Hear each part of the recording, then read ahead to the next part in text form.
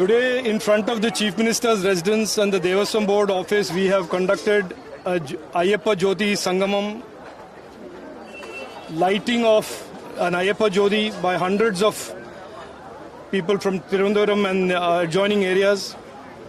This is to remind the Honorable Chief Minister of Kerala that over 6 months ago, when the corruption and the loot of 4.5 kilos of gold from Sabrimala was detected, it was discussed, people were angry. He said the SIT will investigate it. There will be a court-monitored investigation of the SIT. But we said 6 months ago, we predicted that this is all going to be a drama. That at the end of the day, this Chief Minister does not want the truth to come out because the truth will burn him. The truth will destroy him.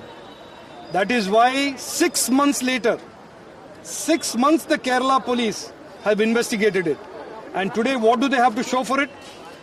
There is not one man in jail, and that every step when the police investigation was reaching the Devaswam Mantri, the ministers, Vasavan and Kadangavali Surendran, at every step the SIT, the Kerala police took a decision to arrest somebody else. In this case, the Tandri.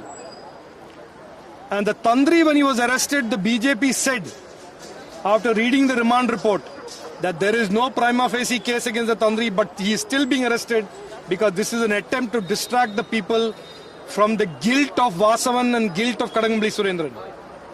Now what has happened? 6 months later, the court has themselves declared that there is not even an iota of evidence against the Tandri. Then why was he arrested? Is the Kerala police a bunch of incompetent, inept investigators? That 6 months are not enough for them to find out who committed this crime? If that is the case, if the Kerala police is inept, if the Home Minister, which is the Chief Minister, is inept, then they should refer the case to CBI.